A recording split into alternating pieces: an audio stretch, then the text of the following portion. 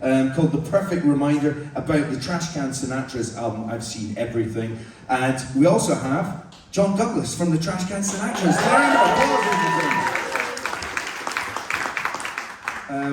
And as I said earlier, there's a lovely merch table out the front. You can grab a copy if you haven't already got it. I've got my millions of questions here, but we'll have a chin wag. I'll come to you from an I was there perspective in a minute, John. But first and foremost, Craig and Stephanie, was this a lockdown project? Yeah, it wasn't meant to be, but it was. It turned out to be, yes.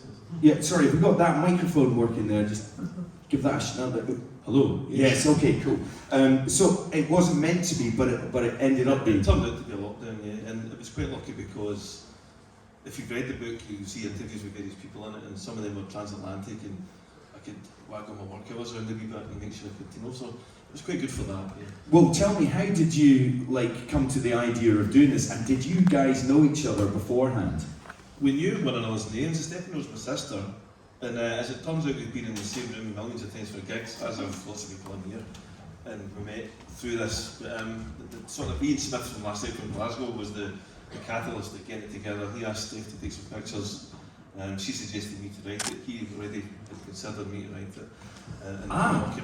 Because I was going to say, was Ian Smith from last night from Glasgow, did he sort of jump on it afterwards, but it was actually, he was the... Yeah, but his idea was he wanted to have it as a posh fanzine. That was his words, a posh fanzine. And his idea, because the Trashcans have got a really strong, loyal fan base, very patient fan base, as John will know. And so, anything that the Trashcans name on it, they'll dive onto it. So Ian's idea was that when the album was reissued, we could speak to some of the fans about their favourite songs and write about them.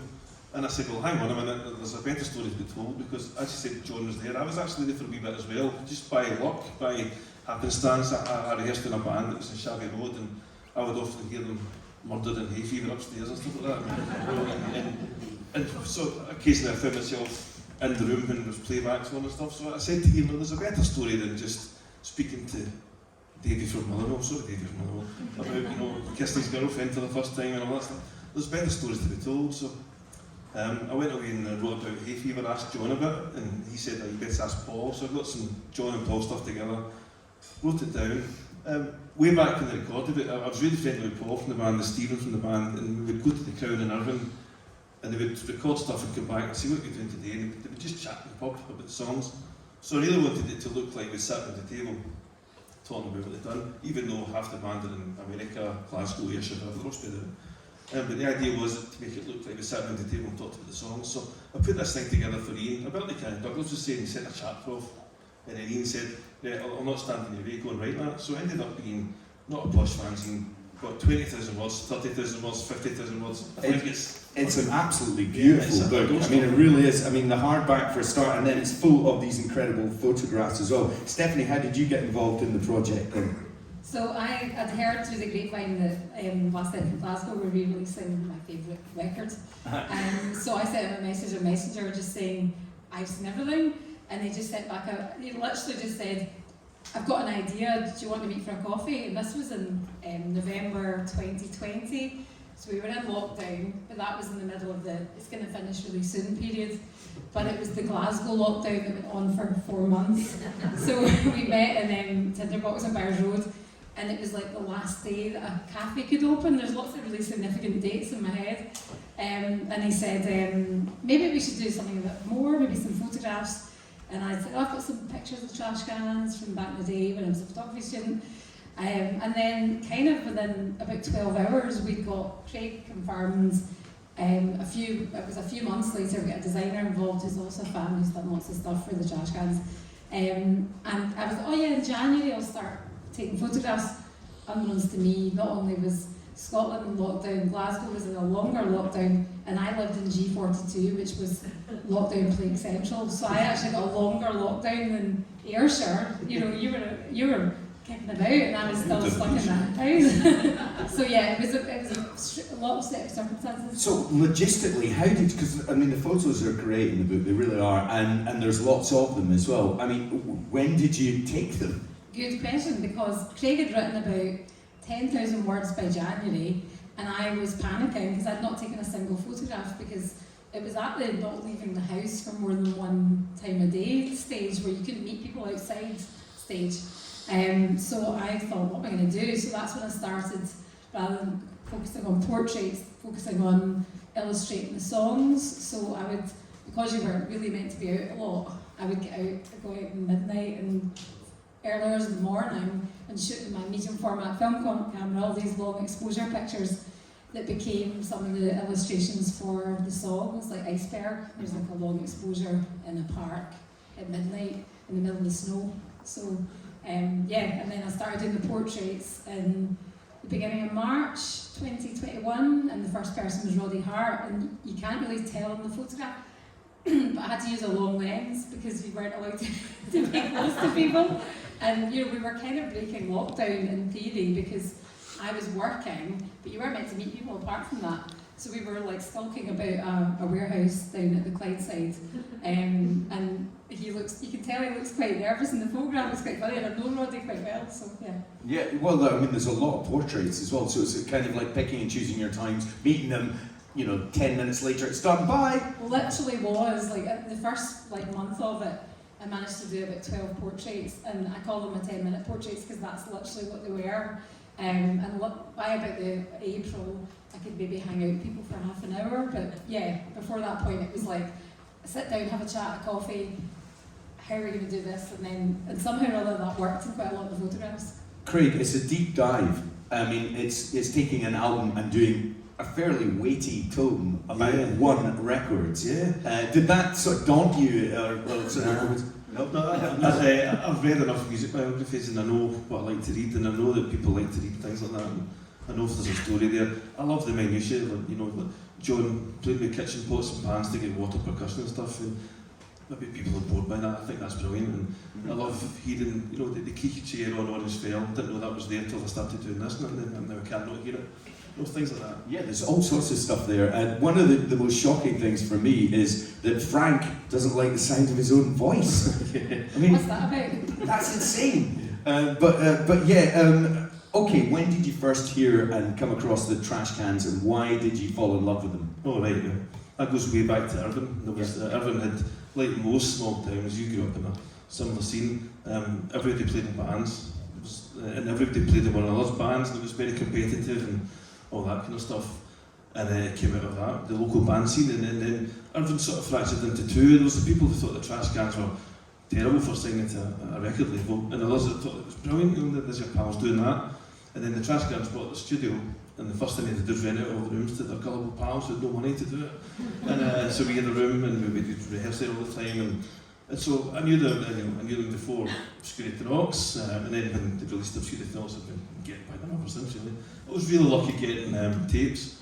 I would go into the rehearsal room sometimes and Paul would leave a little demo tape in the amplifier and say, what do you think of this? So, and still to this day, Paul sent me stuff. So it's great. And did you hear them working away at new songs, taking it from like a 2-3 chord bit into an actual masterpiece? The title track, I've seen everything, it's in the book. I can see myself right now in the room. I worked in Kilmarnock, and rather than go home to go back to Kilmarnock, I walked up to the studio and I had a sausage roll and a can of iron brew, and I was sitting on top of my amplifier, and I could hear this guitar riff going on all the way through, and then I get to the end and it start again, and I thought, and I really liked it, but then it was getting dead annoying. And then the rest of the band came in, and we turned up and never heard them, and that was it.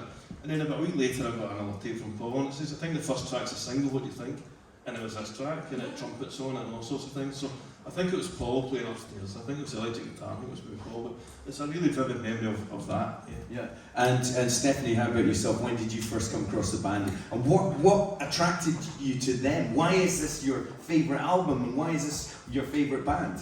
So I was 16 and it was Billy Sloan. I think a lot of people get into the Trash Cans because of Billy Sloan. He played their demo, which, you can play demos on radio then, a big show. And it was just, I remember hearing Obscurity Knocks, and I was obsessed with his show. I used to record it. Sometimes got back, because I think I was doing my hires at the time, so I'd have to record it and then let the tape run out and listen in the morning. But they were playing in the CCA, the Third Eye Centre,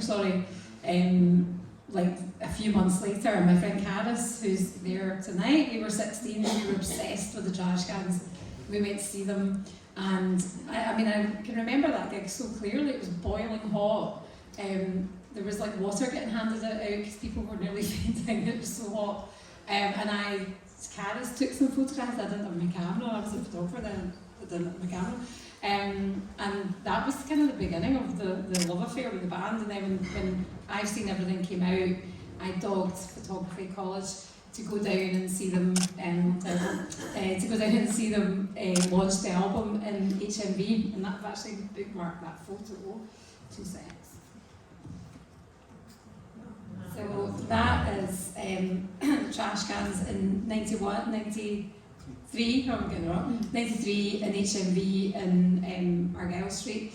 And not changed a bit. Not changed. You've not changed at all. So I think that's one of the few photographs I've actually got of the band, because the record shops are all gone, but we're still there. You're still there, exactly. And we're all still here, doing it. So that's that record for me is just, it soundtracks so much of my life. It's so special. You go through every song. I mean, there's a chapter to every song. We'll get back to it, but so I'm going to ask you the hardest question ever, which is, why are these two and a lot of people in America and many people around the world obsessed with your band? Why do they love you so much? The quality. That's the correct answer, ladies and gentlemen. Yes, I mean, I don't want to be glib, but we kind of devote our lives to it. You know, it's what we do, and we knew it was the very first time we got together in a room and did something of our own. Within us, we all knew something really special was going on within us. Whether it would go anywhere, we didn't know, but we knew that we were going to have fun. You know?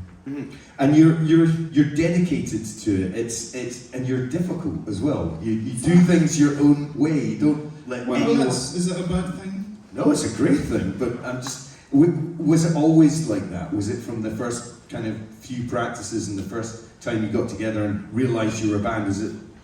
We're not going to do what other people tell us to do. Well, I think as individuals we felt that even before we met. You know, we're all kind of musicians, and that's back then being a musician in a small town was a hard fought thing. You know, when you get slacked off, you'd be a weirdo. You would get it could be a bit dangerous walking down the street with a guitar and a polythene bag. You know, so it's the gang mentality from day one. Just the kind of fuck everybody thing. You know. I'm going to do this, and when we got together, it was in the kind of aftermath of the punk era as well, which is, for me, was all about doing your own thing and expressing your own character, and you're just as good as anybody else. So yeah, we've always had that, definitely. What struck me about reading the book was how collaborative you are as a band. I just assumed it would be one of your songs, one of Frank's songs, you know, or whatever, it would come in fully formed, but that you would all chip into each other's songs, and it feels like pretty much every song has a bit of all of you in there. Yeah, I mean, some of the songs, someone might come in with, say, 90% or 70%, or even 100%. But if someone raises an eyebrow at a certain thing, you'd know, let's question that wee bit here, you know. Yeah, but collaborative, definitely. When we first began, none of us knew we could do this. We were just bashing together in the room, making a noise, and we kind of discovered that you move your finger there on the guitar shape, you take it out of that chord and it becomes a little melodic thing, and what if you use that to sing? And we all had slightly different attitudes to that process, and when we started we did it all the time, 24 hours a day, 7 days a week. We had a room we could go to, even before we had a studio, we had a record deal, we had this room we could go to, and it was, our lives just lit up, you know, we just do this thing that was obsessive. And how important was Shabby Road? For anyone that doesn't know, that is the name of their studio, best named studio ever. Shabby Road. I mean, it's almost like a character in its own right. It's got its own personality throughout this book. But having your own place at that point, I think, must be hugely important. Oh, absolutely. We hadn't done many gigs as a band. We did local gigs and sometimes get paid not to play. James and I had a band like that once. Yeah, a lot of fun those days. But we couldn't really play, so that was our learning place. You know, we'd go there and it became just what we did all the time. And we ended up living there actually. That wasn't so good. But to have access to multi-tracking and effects, and it was in the days before digital, so you'd have this big machine with a 2-inch tape. And some of the guys were obsessed with the Beatles thing, so you try all the old studio stuff of turning the tape backwards and see what happens. And so, in fact, sometimes there was one particular song with all the chords for it and didn't have much of a melody idea. So we turned the tape over, so it played backwards, and somebody would go into the studio and sing stuff. And at the start it was pretty crappy, and then you'd go, let's pick some real songs that have got melodies that go all over the place. And I think I sang Summer Holiday, the Cliff thing. And then when you turn that back over, suddenly there's this melody without words because it's all backwards. But some of the little melodies, they would work and you go and grab that, and then it would lead to something else. And yeah, it was fascinating having that place. And when you actually made this record, I've Seen Everything, the producer, who we should also pay respect to, because he passed away only a few weeks ago, Ray Shulman, who produced the record. So let's have a round of applause for him, because he's quite a character. But tell us how you sort of connected with Ray, because again, from the book, it feels like you got on like a house on fire. Oh yes, we did our first record, and we toured a lot for the first time, so we began to get confident as players. But the songs, sometimes they were like jigsaw puzzles. You'd have a bunch of stuff that was all in the same groove, but you couldn't figure out what should go where. And the record company said, let's bring you down to London, we'll meet some producers. And they brought 2 or 3 people in that we didn't really warm to. I can't remember who they were. Steve Lillyway. No, we warmed to him, he was alright. We tried stuff with Steve Lillyway, he was kind of cool, but then he just fucked up. I don't know what. He kind of disappeared. He'd some habits which didn't conjoin with our habits.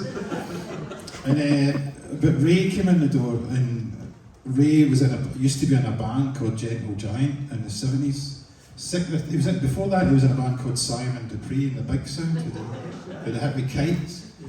So we fell in love with him straight away because he was a musician and he toured, and he wasn't a producer as such. Even though the reason we asked for him to come in was because he produced Birthday, the Sugar Cube's first single, and he'd done a few other things that we liked. He did the Sundays record, and he did an Ian McCulloch's solo record that we all really liked. And he just came in and he was just a musician who just wanted to have fun. And he said, I'd love to come to your studio and just hang out. And he came in and we played him what we had, and instantly he was in the room with us, getting into the mechanics of the songs, and anything that needed sorted out, we'd sort it out.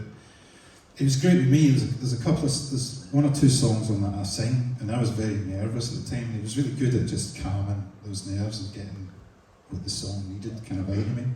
So yeah, beautiful. And was he into the experimentation? I would imagine. Oh yeah. Percussion hitting, buckets of water and this, that, and he was all up for this. Oh, I suggested in the kitchen with these pots and pans, and I was boiling an egg or some fucking, and I lifted the pot and I hit a spoon, and the water kind of went like that, and it went doing, and I said, hey, listen to this. So he had the microphones around, and there's a song that really suited, a song called Worked a Miracle. It's got a really sort of chimey guitar. There's no drums. It all sort of hangs in the air for the first while. So this was a percussive thing, but it was just freaky, and it worked. And he was definitely into all that stuff. If there was a mistake on the record, like a creaky chair, he would give us a thumbs up. That's the kind of. What was it like reading this book about that album? Have you gone through the whole thing? I. Because you were there. I mean, it's like it must be the weirdest thing. I mean, obviously there are quotes from yourself, but there's obviously the other guys from the band and many other people involved in the band talking about it. It must be like an out-of-body experience or something. Oh, absolutely. Yeah, it was kind of like, you don't dwell on it. Well, I don't dwell on the past too much. I find it exhausting to dwell on the past too much. So it was great to sort of just focus on this one period and remember figures like Ray and how crucial they were to us, and just where we were at the time. It's a very positive time. I mean, it's a hugely dense, multi-layered, ambitious record. Are there any particular tracks that stand out as great memories when you were recording them, or things that you go back to and just go, we nailed that one? There's a song called One at a Time on it, where there's it's a Maybe the kind of biggest, noisiest big song. noisy thing. And when I got that riff and we were playing it, and a couple of the guys were going, "Is this going to work?" And then I sat down with Davey, and we got into this. Davey had some lyrics that were kind of like brutal, about a kind of bullyish, horrible guy. And the towns we grew up in, there was plenty of them. So to paint that picture was brilliant. And we started doing the vocals, and Frank sang it all the way through, and it wasn't quite working. So we got Davey for them to do a line each and sing it live. And it was kind of like a boxing match. You could see them sort of sparring up with each other, and I think probably the first takes of what's on the record. Yeah, that's all brilliant. I mean, that's fascinating hearing that as well. But when you constructed the book as the album is, track by track by track, there are many names. I won't go through all of them, but some of the people that are involved and give their kind of responses to either tracks or the album in general or the band in general. Cathal Smythe, Chaz Smash from Madness, who was the A&R man. Yeah, that was brilliant. You know, Baggy Trousers is the first record I bought. So when you speak to the guy that says, "Hey you," microphones are great, aren't they? Suddenly sound like Chaz Smash. And he was brilliant. And he lived in Ibiza, so I didn't get to meet him. But it was the height of Zoom calls and all that kind of stuff. He was just a laughing man and funny. But he had so much love for the band, you know. And it comes through. He was great. He once threatened to punch my lights out. That's another story, ladies and gentlemen, for another time. Maybe at the bar later. Anyway, loads of other people: Fran Healy, Emma Pollock and Paul Savage from the Delgados, Sean Welch from the Beautiful South, Gary Crowley, TV and radio presenter, Pete Paphides, esteemed journalist, all sorts of people. And they don't just talk about the band in a kind of, "Oh yeah, I remember them." It's like, I love them, I adore them, and that touched my heart. And definitely my favourite. Oh, actually, maybe that one's my favourite. Oh no, and they would maybe choose a favourite, but they would always have 3 or 4 other favourites just underneath. Yeah, totally. One he didn't mention was Gideon Cole, and Gideon still to this day will play the one on the radio. He's a huge fan, and he did the thing in Iraq last year. One of the folk that's not on the list, is not a name I knew, is a guy called Evan Katz. I've told that story before, but so I was given the mailing list. You know, the Trash Cans were one of the first bands to embrace the internet, and they had the guy in America called Joe who collated everything and had all these names and addresses, and the very first email addresses people had. And Joe sent me the list and said, "Here's the people, you know, go and find them." So then the band gave me names and stuff, so they cross-referenced, and one of them was Evan Katz, so I knew nothing about. But I got an email from this guy, and he said, "I'm free tonight at 6 o'clock, how does that suit you?" And I could tell, even reading these sort of email, that he was a bullish sort of brash American guy. So 6 o'clock in our house on a Monday night's terrible, because there was football training, we're just in from work, you know, all that stuff. Anyway, I got it sorted, and while I was setting up my laptop or my computer for Zoom, I went and googled his name and Wikipedia, and I saw 24, TV series 24, and Avatar was something to do with the film Avatar. And then I could hear this voice going, "Hey, where the fuck are you?" And it was a black screen. "I don't know how to work this stuff." And then he appears, he's this guy, and he's got a whole row of like Hollywood awards and this bookcase behind him. Oh, Jesus. And underneath it, you can see spine on a whole selection of vinyl, right, his record collection and stuff. That's quite interesting. And then it just goes straight into it, you know, and outpouring, I fucking love the Scottish music, BMX bandits, can't get enough of them, Teenage Fan Club, he's pulling out the pastels, pulling out all this stuff. Where did this guy come from, you know? And then he starts talking about the Trash Cans, and it was the straightest call ever, you know, half an hour, and then bye, not enough he goes, that was it, you know? And then I transcribed, and the Douglas was talking about transcribing earlier, you know, he tried to make sense of that into some sort of 500 word part of the book, and this is good fun, you know. Yeah, did anyone say no? I can imagine it's the call or the email goes in. Really, did it? Yeah, you don't have to name and shame unless you want to. Yeah. Only because John said, "You really want to try and get Janet Street Porter, because she was on the I'm a Celebrity, Get Out Here Jungle type thing." And apparently there's a clip where it goes to the break, and just as it's going to the break, she's talking to someone and saying, "Do you know who you should listen to if you like music? Trash Cans and Actors." Trash Cans and Actors, right? So she's saying that. And John has said, "You want to get her?" So I went through, getting these people, as you know, you don't just phone them up, you have to go through agents and managers and layers of people. And it came to a dead end. I thought, I've lost that one. But I was trying to balance the book up a bit with male, female contributors, because it was an overrun by sort of greyish, middle-aged guys. So I wanted, you know, a female perspective. And as the book was coming to the deadline, I thought, I'll try and get some people again. And I finally got through to her PR person, and she said, oh, I'll pass that to Janet. And then a couple of days later, I got an email, and it says, Janet wishes you every success with the book, but she doesn't know who the band are.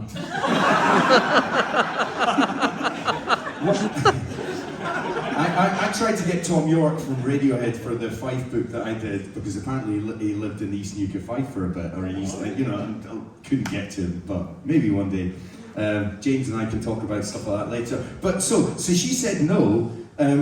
Like everyone, as I say, that speaks to you and that has relayed a kind of story or whatever, loved the band. That, I mean, it must have been an easy sell in a way. Yeah, it was easy. It was the hardest thing was cutting words out, and then I wanted to have a balance of, I wanted people to tell me their favourite songs. And there were some songs were more popular than others, like Hay Fever. I could have gone forever on Hay Fever. Yeah, that's what I was going to ask you. Were certain songs more popular? Definitely. So you say to some people, could you tell me about something other than Hay Fever? Or, but they were quite happy to do it because it's an album that everybody likes all the songs on.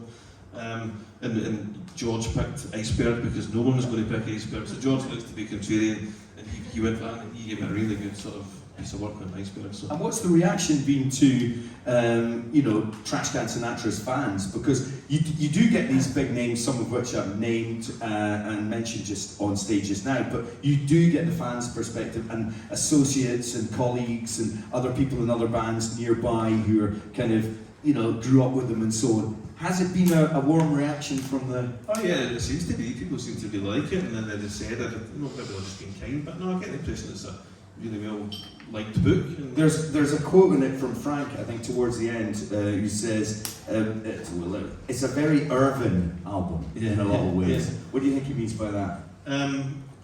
Probably, like John was saying, grand ambitions, and anyone can do this, and who's to say we can't do it? And he went and put string arrangements on a record, and had fast ones and slow ones, and different, the record ebbs and flows, it's got a nice pace to it. It's not like a band in Castle Park Community Centre. I like to that. There's a lot of the lyrical content is small town characters, small town life. I only realised this kind of looking back on it. In our own lives in those years and those times. Somebody asked me if it was said it reminded them of Under Milk Wood lyrically. And I just discovered that when we were doing this record. And then looking back on it, I think that's what Frank means by the Irvin record. It's the kind of the characters and the lives we were leading in a small town. It's not a city record, I don't think. Yeah, well, do you know what? I think that's probably a good point to leave things and move on to some music. Stephanie Gibson, Craig McAllister and John Douglas, please ladies and gentlemen.